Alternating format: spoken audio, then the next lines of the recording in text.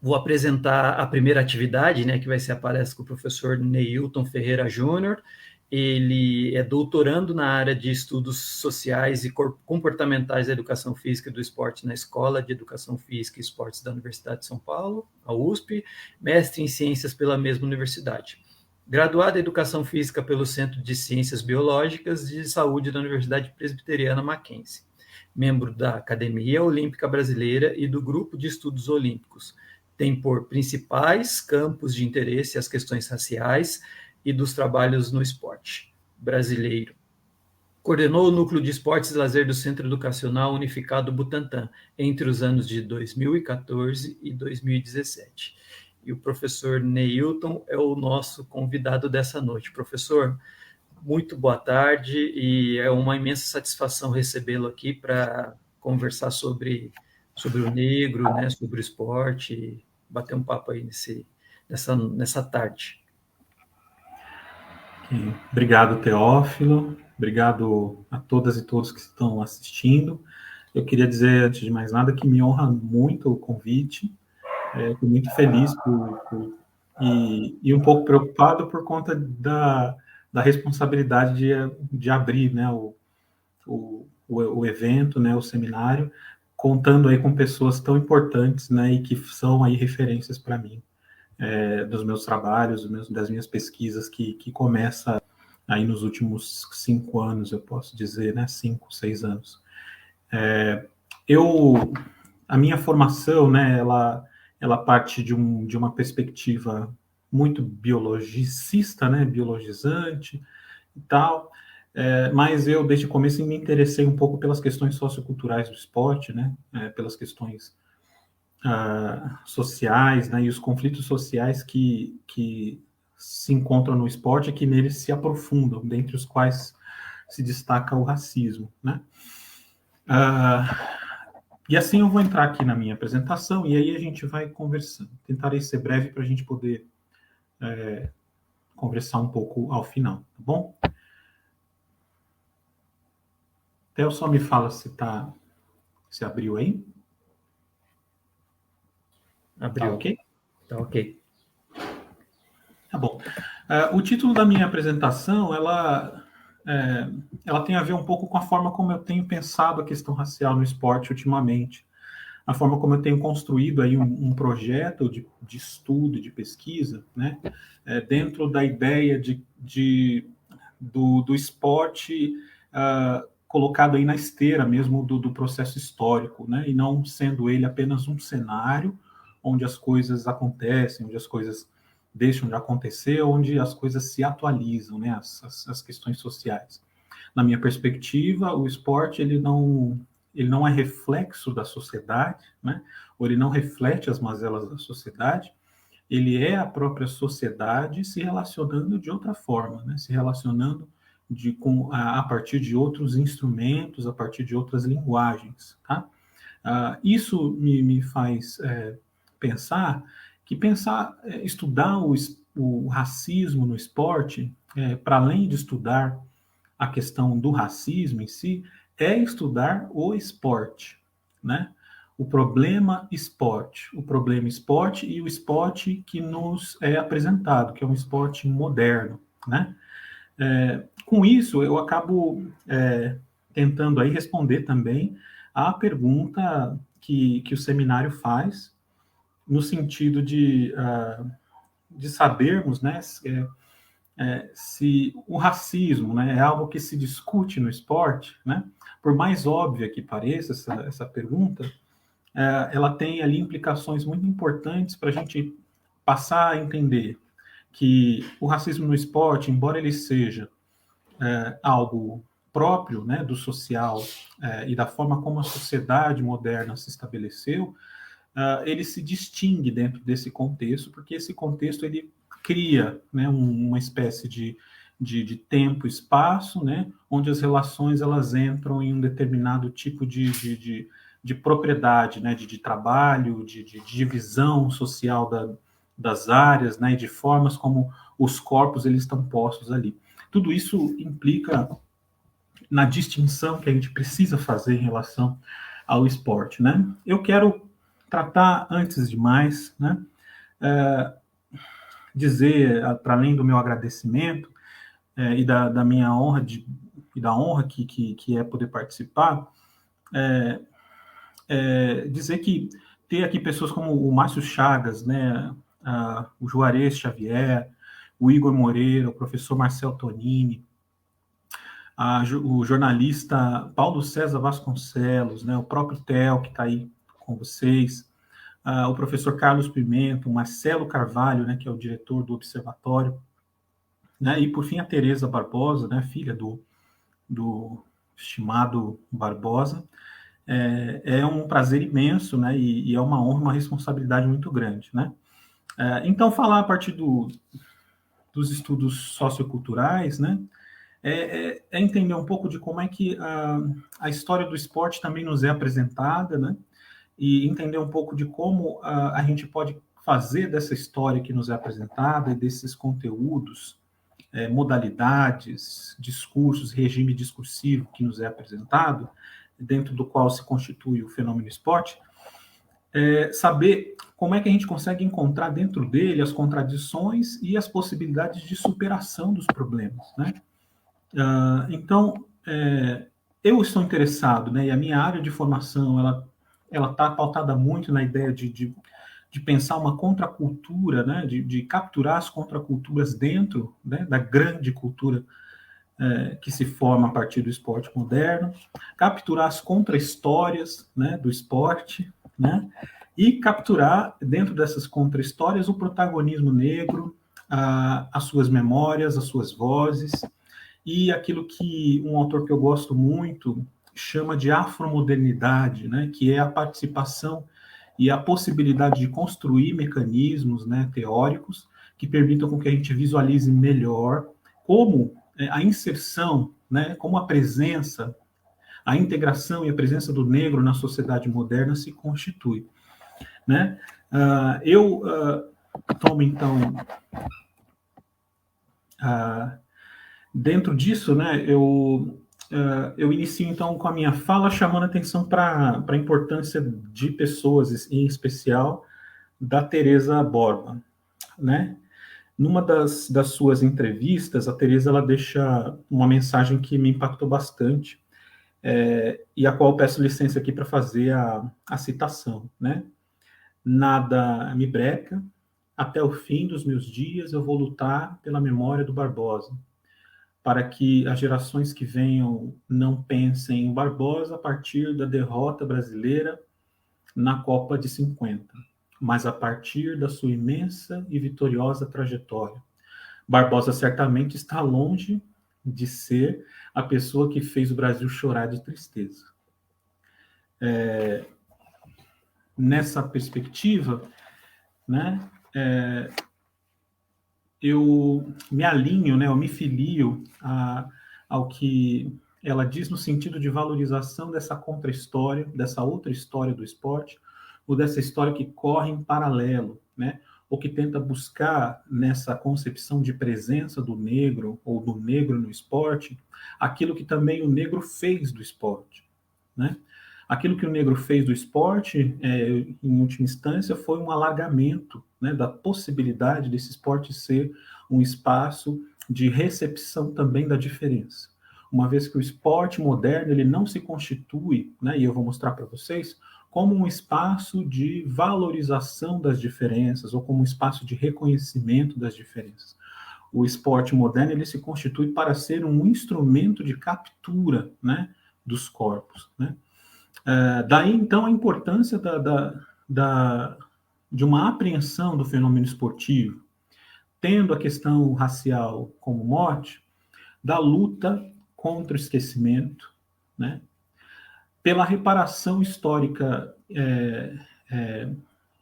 que integre, né, a crítica cultural ao esporte moderno, ou seja, que não seja só uma força de visibilização das pessoas negras que participam desse processo, por um humanismo revolucionário de dissolução da raça, ou seja, o nosso objetivo é o fim, né, a extinção da raça enquanto dispositivo de poder, né, muito bem utilizado e muito bem instrumentalizado dentro do esporte, vocês vão ver. E a extinção da classe. Também, né, essa orientação teórico-política, ela está voltada para um reforço, né, à historicidade do esporte moderno e das suas implicações, ou seja, o esporte moderno ele não é um fenômeno pronto em si, né, em si mesmo, mas é um fenômeno que se desenvolve, e aí eu vou reiterar isso, ele se desenvolve na esteira dos processos de conquista colonial, né? Ele se desenvolve na esteira dos empreendimentos coloniais, britânicos, franceses, alemães, e de maneira mais candente, estadunidense, né? Pensar o esporte a partir daí é também entrar numa crítica pós-colonial, né? Ou seja, pensar o esporte não como um fenômeno que se dá alheio, né, à história que passou, à história do colonialismo, mas é um fenômeno que, em certa medida, né, e eu digo em grande medida, atualiza concepções ideológicas, políticas, jurídicas e de sociabilidade colonial. Por isso falar em pós-colonial, né?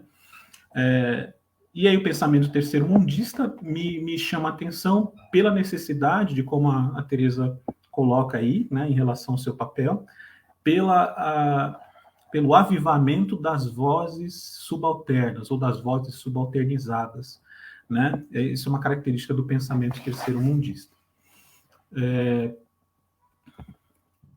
Nessa perspectiva, eu me apoio também, talvez, no teórico principal dessa corrente, que é o Frantz Fanon, e em um dos trechos da sua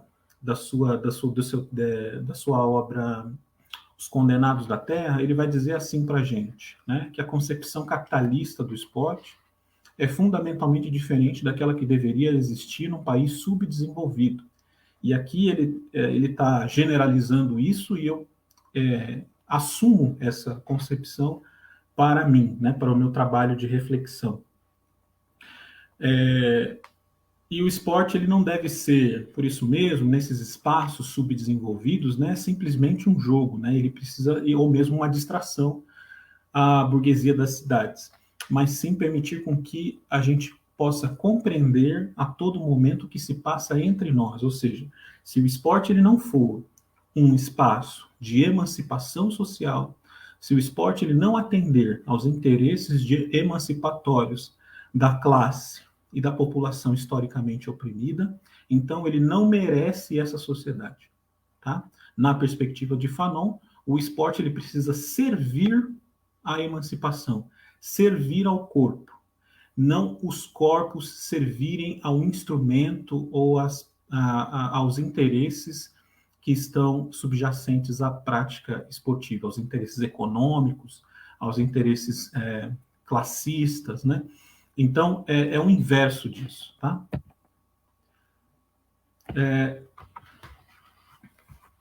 Pensar o esporte também é pensar... É partir também do princípio de que, aparentemente óbvio, né, de que a gente está falando de um esporte, que o esporte moderno, né, ele é um fenômeno moderno, por mais óbvio que pareça essa fala, essa condição histórica ela está intimamente relacionada à ideia da presença negra no esporte enquanto questão e problema, e não o esporte sendo ele mesmo um problema dentro da dimensão social em que se localiza a população negra e a população não branca, né? Por quê? Porque a modernidade é o projeto societário, né? Me permita aqui orientar aqui pelo texto que eu escrevi para vocês, é um projeto societário que se tornou um problema para o negro. Primeiro porque ela a modernidade, né? Ela orienta um tipo de sociedade, né? E originalmente ela inventa o próprio negro. É a modernidade que inventa o negro enquanto sujeito subalterno, enquanto sujeito subalternizado. Não só como um outro, né, do branco, mas enquanto um substantivo indicador de subalternidade de nascença, né? condenado, então, segundo correntes teológicas, né, correntes teológicas, científicas e liberais da filosofia, condenado a uma infra-humanidade, né?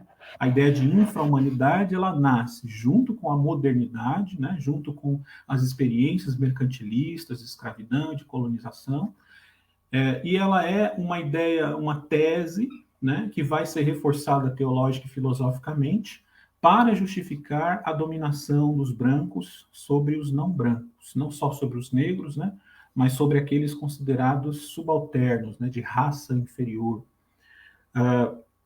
Então, a modernidade, ela marca, para tentar conceituar, né, o que estou chamando de modernidade, o advento do capitalismo, da industrialização, da liberal democracia, a emergência dos Estados-nação, marca um momento histórico de mudança, né, de compreensão sobre a posição da Terra, né, em relação ao universo, mas também a posição da Europa em relação a, entre aspas, o resto do mundo, né? Então, a gente está se referindo a um fenômeno de mundialização de uma determinada particularidade cultural e étnica, que é a particularidade de uma Europa que renascia, né, do ponto de vista da razão, do ponto de vista da compreensão do seu lugar no mundo, né? Esse processo ele também vai ser marcado por um advento e por uma apropriação de ideias de formação do mundo sob a narrativa hegemônica da Bíblia, né?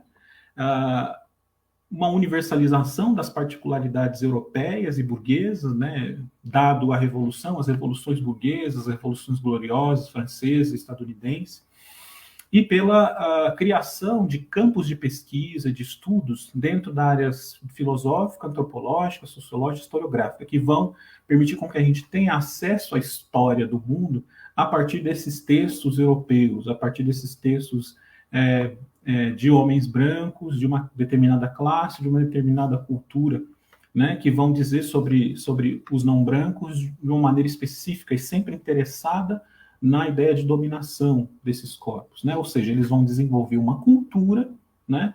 Uma cultura de pensamento, uma cultura, ou eles vão desenvolver, inclusive, práticas corporais para dizer sobre si mesmo, mas também dizer sobre o outro, né? Então, a modernidade tem a sua gênese, uma retórica universalista, né? Que inaugura modalidades de globalização, de mercado, né, dentro da ideia da escravidão, dentro da ideia do colonialismo. E tudo isso se sustenta sobre os ombros dos infra-humanos, né, dos não brancos e, em um determinado momento da história, dos negros especificamente. E pela construção de uma fortuna, né, dentro desse processo, que vai durar aí ao longo de 500 anos, né, por uma fortuna de disparates, de delírios, né, de preconcepções, de distorções, e de imagens, né, dentro da literatura, da história, do cinema, enfim, vocês podem pensar. Vai gerar aí uma infraestrutura, né, de captura desse corpo pelo imaginário social, né, de tal maneira que o negro inventado, esse sujeito, né, inventado de pele negra, ele vai passar a ter que se adequar às formas que essa sociedade, né, metropolitana, colonial, vai determinar para ele. Isso vai gerar um processo de cisão do sujeito, né? Esse sujeito ele vai se dividir, como diz o Dubois, como um duplo, né? Um sujeito duplo, né? De dupla consciência. Então, o esporte moderno, aí pensando numa questão de caracterização, é um sistema institucionalizado de práticas competitivas, né? O esporte moderno ele vai se caracterizar e surgir nessa época, né? Nessa época em que o negro está surgindo enquanto tal, né? Enquanto sujeito subalternizado. E ele vai se tornar um processo, o esporte, de codificação, de regulamentação, né? Convencionalmente estruturado, com o objetivo de comparar desempenhos, comparar fisiologias, né? De marcar testes, né? De marcar o desdobramento, o desenho aí de sociedades que se desenvolvem a partir de técnicas de treinamento ou de preparação, seja para a força de trabalho ou seja para o próprio desempenho esportivo em si, né? O sistema esportivo, ele também é um sistema cultural, ou seja, de emulação, né, da sociedade industrial e da sociabilidade concorrencial capitalista. Não tem como correr disso, né? O esporte ele se constitui, pelo menos o esporte de alto rendimento, competitivo, se constitui dessa forma, né? E ele vai evocar dentro da sua ideologia, dentro do seu conjunto de ideias, a ideia de nação, né? E essa ideia de nação, dentro da modernidade, ela vai estar impregnada de uma concepção racializada de nação, ou de ser sujeito nacional. Então, logo, a ideia de integração do negro no esporte, ela vai estar manchada, ou ela vai estar interditada por uma série de processos, né, delírios e de construções, né, imaginadas sobre quem é o outro, mas também quem é esse ser que se coloca no centro do mundo como o sujeito e o humano integral, que é o homem burguês, e a sua cultura, o seu ethos burguês, né? Tudo isso vai gerar processos, encadeamentos aí de interdição do sujeito, né? Interdição do sujeito racializado. Dentro dessa perspectiva de esporte, né, caminhando para o século XX, o esporte ele vai se tornar uma espécie de infraestrutura, ou pelo menos falsa infraestrutura, né? Ele seria então como uma família, né? ou como progresso, ou trabalho, e um daqueles valores que acreditamos ser bem seguros, né? Aceito por todo mundo, né? E politicamente neutro, acima dos partidos, das ideologias, né? Tá. Então, essa ideologia da neutralidade axiológica do esporte, ou seja, dessa pureza, né, essa ideia de pureza, o esporte como força da natureza, nega ferozmente o papel do esporte enquanto parte de um projeto de embrutecimento. Ou seja, ele, de certa forma, ele participa de um projeto de captura dos corpos. Ele é uma técnica. O esporte é uma técnica. E ele é uma técnica para determinar teses a priori, que são: negros são inferiores, brancos são superiores intelectualmente, negros são superiores fisicamente. Por isso, o esporte ele seria uma poética da divisão racial e social do trabalho moderno, né?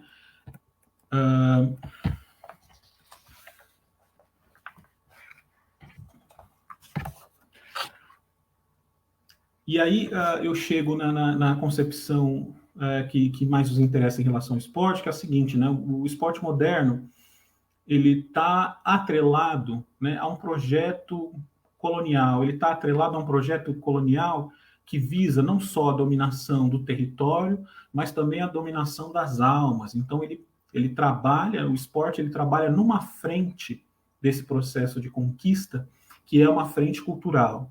Né? Daí ele visa a modernização dos corpos, né? A domesticação e o refinamento do gestuário autóctone. Eu não digo isto porque eu quero simplesmente, né? Mas é porque na história de constituição do esporte e de elevação ou de extensão do esporte para sociedades não brancas, essa concepção de refinamento, de modernização do gestuário do povo não negro, do povo não branco e dos autóctones estava presente. Inclusive, foi parte importante das discussões dentro do recém-criado movimento olímpico moderno, né? Ali no final do século XIX. Em uma das circunstâncias, o Pierre de Coubertin, que foi o principal formulador entusiasta desse projeto que ele mesmo chamou de colonização esportiva, ele diz assim aos seus colegas, né, que estavam receosos sobre a expansão do esporte para a África.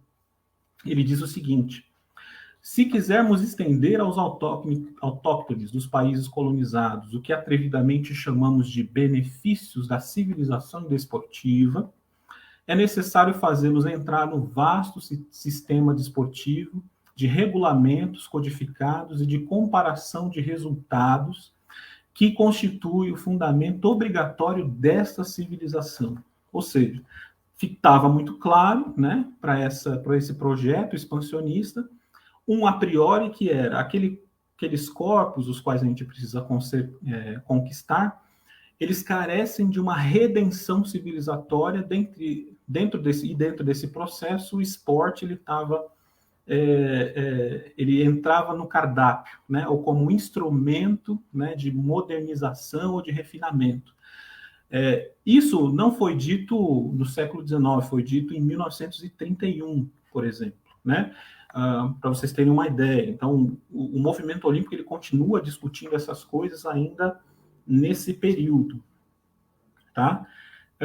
Então, a gente tem aí antes disso um pouco, né? O esporte ele chegando por via dos britânicos no Caribe, né? Na África, por via dos alemães, dos estadunidenses mais tarde, na Ásia, né, dos britânicos, conquistada pelos britânicos, pela inserção das ACMs, né, da Associação Cristã de Moços, olha aí, a interpretação cristiana, né, da concepção de prática esportiva, né? No Havaí, né, e no Havaí é interessante porque no Havaí, por exemplo, os colonialistas estadunidenses eles estabeleceram o beisebol para substituir práticas como o surf, o canoagem, o boxe, bem como sistemas familiares de vida comunal e de forma de distribuição dos recursos naturais e de ocupação da terra. Então, por volta de 1870, né, mais de 70%, né, daquele território, no Havaí, havia sido loteado, né, pelos estadunidenses colonizadores, né? E os jogos de beisebol que passavam a dominar ali na região, eles passavam a ser praticados em territórios privados, né? Em territórios privados. Para vocês verem como o esporte ele serve de técnica, né? Por exemplo, na República Dominicana, já no século XX, em 1911, por exemplo, um congressista estadunidense, né, presente lá na República Dominicana, ele vai dizer que o beisebol acalmava as almas dos jovens que abandonavam as armas e deixavam de pensar em revolução anticolonial para pegarem luvas em tacos de beisebol.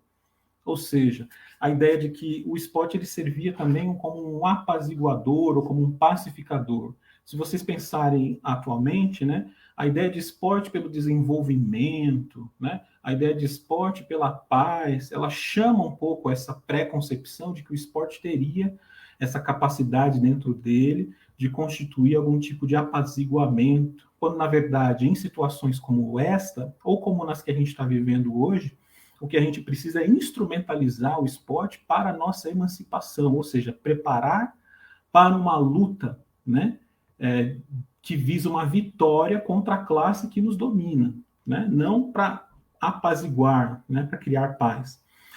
Então, a colonização dos britânicos, no caso da África, por exemplo, ela teve essa finalidade também. Na Índia, né, ela visava fazer com que esses corpos, né, segundo os britânicos, ganhassem força e virilidade para que, num futuro breve, os indianos e os africanos pudessem administrar o próprio país com responsabilidade, né? Nesse processo, nesse meio tempo, a gente tem a construção dos clubes, né? Ou seja, a colonização cultural, ela marca um processo de desterritorialização, de ocupação da terra por outros povos, e de captura, né, dos sistemas culturais pré-existentes e o seu soterramento. De tal maneira que o esporte pode, assim, se constituir, né, e ele se constitui sobre bases materiais, ou seja, sobre clubes, associações, instituições, né? Essas associações e instituições vão ser dominadas por homens brancos, né? Então, logo, o processo de estabelecimento do esporte, ele não é só um processo em que ele atravessa os corpos, né, dos não brancos, mas ele é um processo também de afastamento, né, desses corpos para as periferias, de afastamento desses corpos para a impossibilidade de acesso protagonista desses corpos dentro da cultura esportiva, né? De tal maneira que, para isso acontecer, a integração do negro no esporte, ela precisa ser arredia, ou precisa ser rebelde a essas preconcepções todas, né? O que acontece, né? No século XIX, no final do século XIX para o XX, a gente tem esse processo de colonização esportiva. A ideia, né, segundo o movimento olímpico, de que os negros eles precisavam sair da sua condição semi-selvagem, né? Mas, ao mesmo tempo, a expansão do movimento olímpico nesses lugares, ela não previa, ou pelo menos ela nunca disse nada a respeito da colonização ou do colonialismo, né? Muito pelo contrário, o colonialismo ele serviu ao movimento olímpico internacional durante esse período, durante a primeira metade do século XX, como uma forma de garantir o seu estabelecimento em outras regiões, né? O movimento olímpico ele se expande, inclusive a partir do apoio financeiro e político de colonialistas notórios, né? Dentre os quais se destaca o rei Leopoldo, né? O Paul Toulan, se destaca também supremacistas brancos, né? Que é o Edward Sullivan. Todas essas pessoas, né, que tinham uma concepção muito clara, né, de quem eram os corpos, de quem eram os negros, né, e qual o seu destino, participavam desse ideário olímpico, né? E uma das perspectivas do ideário olímpico era justamente o congraçamento entre os povos, né? Mas aí eu pergunto para vocês que congraçamento dos povos era possível numa época de holocausto colonial, né? Lembrando que até a metade do século XX, desculpa, o mundo inteiro, mais da metade do mundo, era dominado por 7 países, no máximo, né? 7 ou 6 países. E os holocaustos coloniais, eles ocorriam, né, tanto antes das guerras, né, como depois das guerras. Então, logo você precisou, na metade do século XX, de reações e revoluções anticoloniais que permitiram, né, no bojo do pós-guerra, com que compreensões um pouco mais, né, sensíveis à questão do negro pudesse emergir. Tá legal? Então, a inserção do negro no esporte ela é muito problemática, ela tem características muito graves, né, para a gente compreender, mas é necessário que a gente volte sempre à história para compreender que esse passado ele não necessariamente passou, né, mas ele inclusive não encontra o seu lugar no tempo, ele está sempre presente, né? Então é preciso, né, a gente entender a necessidade de pensar o olimpismo, o movimento olímpico que acaba herdando, né, do colonialismo esportivo do século XIX, a experiência de determinação do destino do esporte global, pensar esse movimento também como um movimento colonial, ou como uma espécie de infraestrutura que permite com que os interesses neocoloniais se estabeleçam, para que a gente possa chegar no ponto de pensar um olimpismo negro, ou seja, não é necessidade da gente extirpar ou negar, né, o processo de globalização esportiva, mas é a necessidade da gente recorrer à história para saber que essa presença negra dentro do esporte, ela também marca um processo em que esses sujeitos oprimidos, eles não negam de pronto o esporte, mas eles o assimilam, né, e estabelecem com ele uma relação com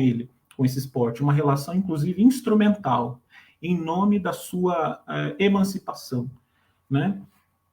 Então é preciso desnaturalizar, né, a presença, a integração do negro, a ideia do negro no esporte, né? O negro ele não nasce no esporte, ele se integra a um fenômeno já pré-estabelecido e cheio de preconceitos contra ele, né? E essa inserção dentro do esporte, quando o negro passa a fazer do esporte uma plataforma, né, de se pensar e de pensar a sua emancipação, ele passa a criar processos de alargamento da modernidade esportiva, e é isso que a gente vai chamar de afromodernidade, né? Ou a ideia de um processo em que os corpos subalternizados emergem como corpos protagonistas de um processo civilizatório real, não um processo civilizatório celebrado no esporte de maneira no plano da imaginação, no plano das ideias, né? Então é preciso a gente se perguntar, É o esporte que civiliza o negro ou é o negro que civiliza o esporte? São as mulheres que são civilizadas pelo esporte ou são elas que civilizam o esporte? São os homossexuais, as pessoas trans, que são civilizadas pelo esporte, disciplinadas pelo esporte, ou são elas e eles que civilizam e alargam possibilidades dentro do esporte, né? O esporte ele precisa ser colocado no pé, na esteira da história e ser percebido como um fenômeno que não está pronto, né? Inacabado. E esse inacabamento, né, esse processo de refazimento, tem a ver com os corpos que que a modernidade escravizou, excluiu, violentou, matou, né? Tudo isso. Por que eu digo isso, né? A história da luta anticolonial, que se utiliza do esporte como um instrumento político, né? Lá na metade do século XX, ela marca muito bem a concepção de que o esporte ele não é um fenômeno negado, né? A sua globalização ela é recebida, né? Ela é concebida pelas sociedades não brancas, né? Acontece que esse movimento ele faz com que as pessoas não brancas sejam percebidas nesse fenômeno como um corpo estranhado. Mas não é só isso, né? O esporte também é estranhado enquanto lugar, estética e regime discursivo pelos negros, né? Então, logo, eles se tornarão pessoas incômodas dentro dessa cultura que se queria disciplinada, que se queria, inclusive, até paramilitar, né? O que o Fanon diz aqui é muito importante nesse sentido, né? No Pele Negra, Máscaras Brancas, ele vai dizer, né, dentro dessa perspectiva, todo povo colonizado, isto é, todo povo no seio do qual nasceu um complexo de inferioridade devido ao sepultamento da sua originalidade cultural, toma posição diante da linguagem, ou seja, da cultura, dos instrumentos, né, da vida social, da nação civilizadora, isto é, da cultura metropolitana. Aqui a gente pode encontrar o esporte, né? Essa inserção ela é desejada também, né? Quando ela parte desse processo de desejo, né, de construção de desejo dentro dessa estrutura, aí a disputa está feita, né? Emerge uma disputa em que esse sujeito negro ele será uma figura extremamente potente, capturando, inclusive, sensível às reivindicações do seu tempo. Reivindicações anticoloniais, reivindicações de direitos civis, reivindicações antirracistas, reivindicações várias. Por que eu defino esse processo como um processo incompleto, né? É um processo incompleto porque existe uma dimensão material, né, que precisa ser colocada dentro da perspectiva de compreensão do esporte, que ela escapa muitas vezes da nossa compreensão sobre o que é o racismo no esporte. E o Fanon ajuda a gente a pensar nisso, né? O Fanon ele recupera, dentro das leituras que ele faz do Hegel, dentro da leitura que ele faz do Marx, do próprio Marx, a ideia de que a dominação racial ela está entranhada a uma dominação material, não só e isso no sentido simbólico também, mas no sentido de uma dominação material. O que é o esporte? O esporte são, em grosso modo, estruturas de prática. Quem está nessas estruturas sob domínio dessas estruturas, dominando essas estruturas, são os corpos brancos, ou seja, são os herdeiros brancos da modernidade, são os herdeiros brancos do colonialismo, né? São os herdeiros brancos da metrópole. E o que a gente vai encontrar nesse processo? Aqui eu trago aqui 4 imagens importantes para a gente entender como elas se unem do ponto de vista da questão que eu estou tratando com vocês, para a gente entender a presença do negro. Aqui eu estou concluindo. O esporte ele marca um processo de globalização e essa globalização implica numa recepção compulsória, ou seja, forçosa, de cultura e práticas esportivas. Então, logo você tem um momento de assimilação desse processo pelos não brancos. em todas as partes do mundo, do globo, né? Em que se deu a colonização cultural ou expansão do esporte em termos globais. Você tem um processo, depois dessa assimilação, de integração, né? Que marca, ele pode ser, em algum tempo, recíproco, né? Ou pode ser só vir de um determinado lado. Mas você tem um outro momento, que é a ideia de integração ou de adaptação dos corpos não brancos ao esporte. Você tem um momento de inserção. E aqui eu me aproprio um pouco do Paulo Freire, quando ele fala da diferença entre adaptação e inserção. Na adaptação, né? A adaptação marca um ajustamento do corpo às regras, às normas, às instituições, a forma como a sociedade está dada, né? Na inserção, como diz o Paulo Freire, existe um processo de apropriação dos fenômenos, dessa estrutura, né? E fazendo dessa estrutura sua estrutura, né? Esses corpos não brancos passam a querer modificá-la, né? Eles passam a querer modificá-la. E aí eu trago aqui a foto do Pancho Villa, que é um boxer dos anos 20, né, das Filipinas, que foi uma expressão simbólica e muito ativa da luta anticolonial dos filipinos contra a dominação estadunidense nos anos 20. Eu trago aqui o Nnamdi Azikiwe, que além de um poliatleta, ele foi o primeiro presidente nigeriano, e uma das marcas e uma das suas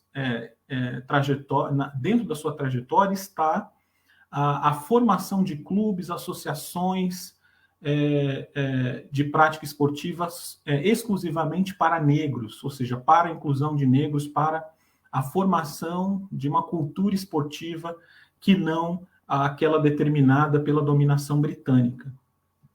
Um pouco mais à direita aqui, a gente tem a Irenice Maria Rodrigues, que deve ser do conhecimento de vocês, que, ao longo da sua trajetória, fez do esporte uma plataforma de reivindicação e protesto em nome da dignidade dos atletas negros e negras, praticantes do atletismo. Daí o enfrentamento dela ao sistema militar, na época de ditadura, ao sistema esportivo governado por militares. Então, a presença dela é muito interessante, muito forte nesse sentido, né? E o Teófilo Stevenson, que é o boxer cubano, que esteve inserido integralmente na luta da Revolução Cubana, que foi um defensor, né, da independência cubana contra os Estados Unidos, contra o imperialismo americano. Ou seja, a presença desses sujeitos esses corpos não brancos dentro do esporte marca um processo em que eles vão levando dentro das suas subjetividades necessidades para além do modo disciplinar que o esporte está estabelecido. Eles se apresentam no esporte e fazem desse lugar uma plataforma de expansão dos seus interesses e levam a sociedade junto com eles, ou seja, eles criam processos de civilização da civilização. Essa é a concepção que eu tenho para com eles, né?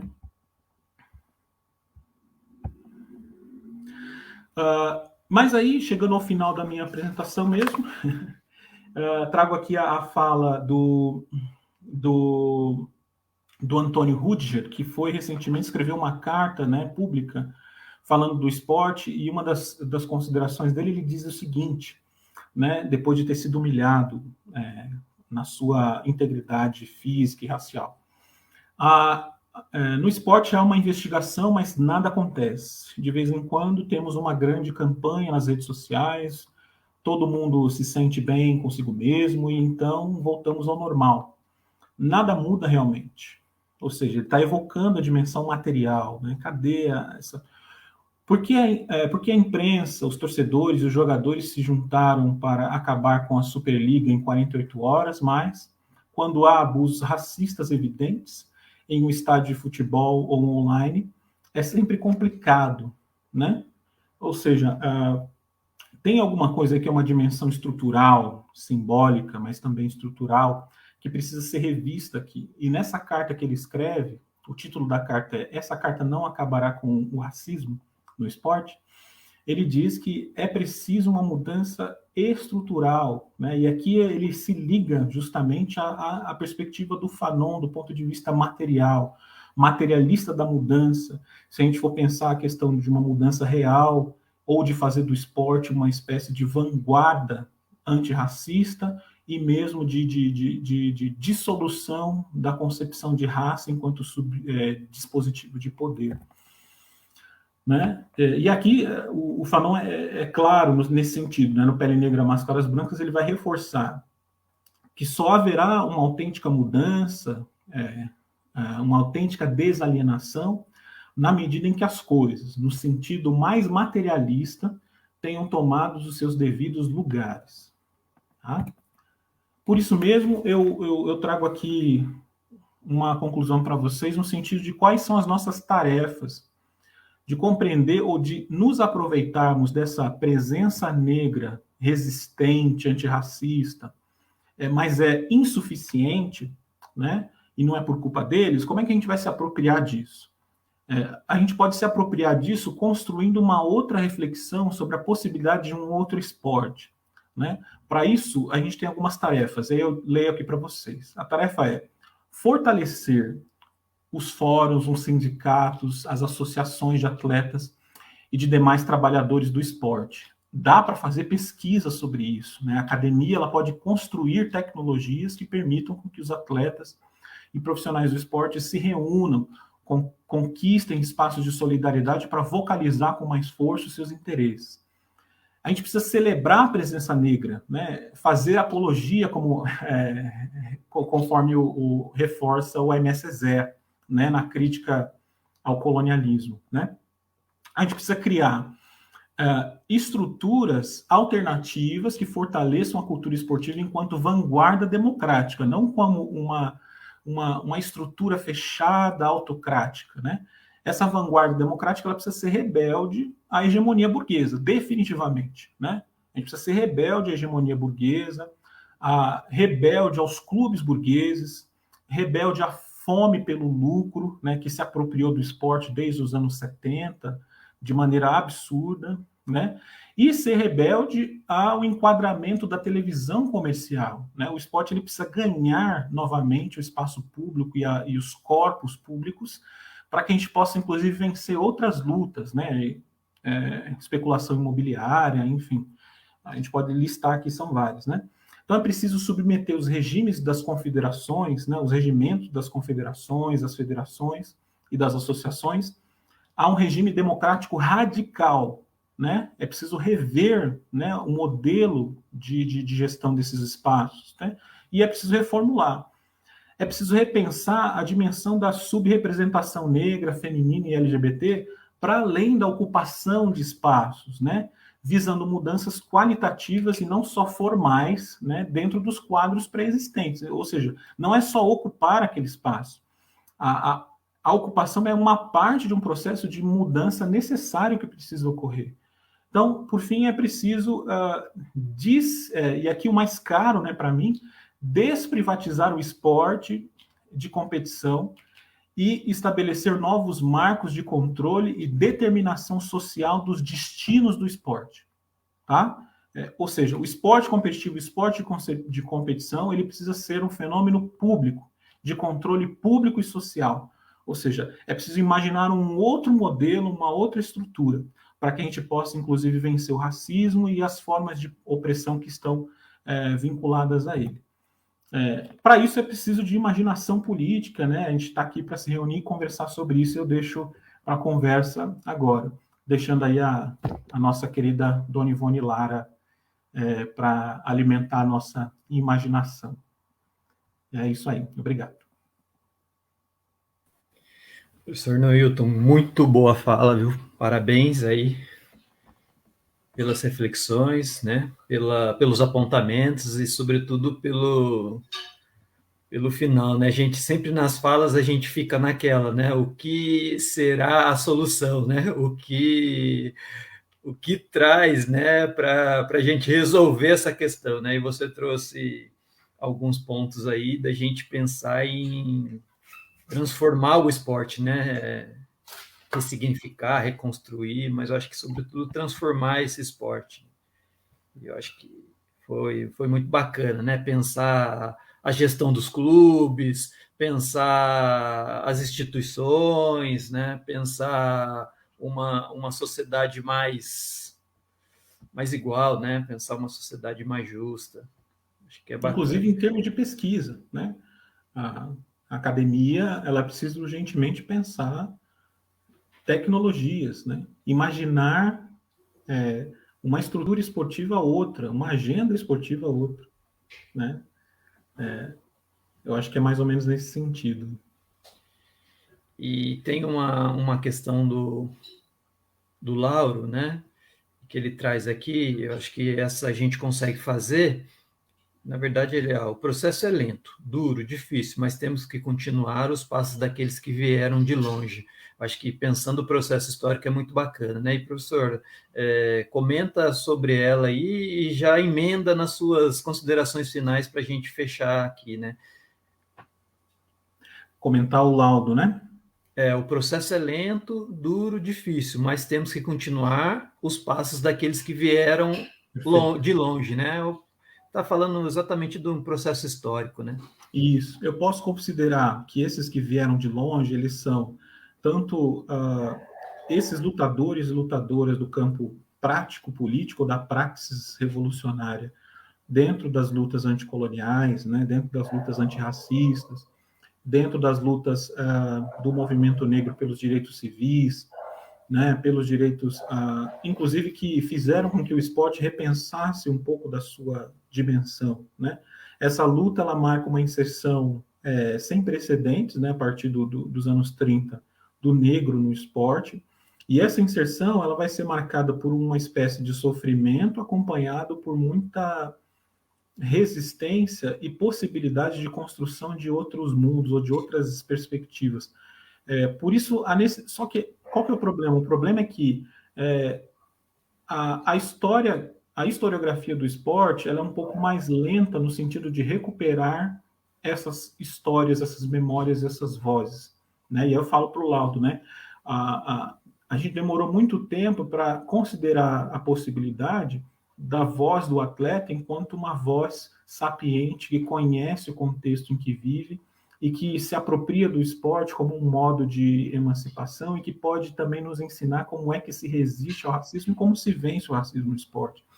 Ouvir os atletas, ouvir os protagonistas do esporte, né, ou construir mecanismos de monumentalização e de celebração dessas pessoas é super importante para a gente criar uma imaginação de superação, né, dessas formas de racismo.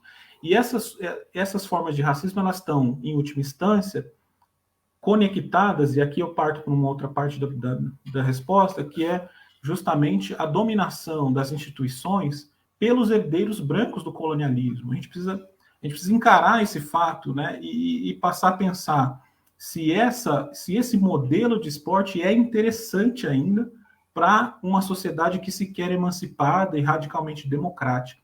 Ou seja, ou a gente muda a esfera privada do esporte, né, a esfera do ethos burguês, para uma esfera pública que permita com que, de forma horizontalizada, os corpos racializados se insiram e se integrem ao esporte, ou a gente vai ainda caminhar com passos muito lentos, né? A ideia, o processo é lento, mas a ideia é acelerar o processo.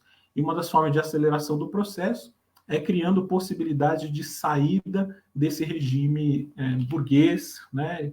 Como o esporte está configurado, né? Privado, burguês, e espetacularizado à última instância, né? Bacana, professor. Eu queria muito o agradecer, né? Dizer que foi momentos aí de aprendizado, né? E você traz questões importantes, né? E parabéns pelo estudo e valeu pela presença aí com a gente.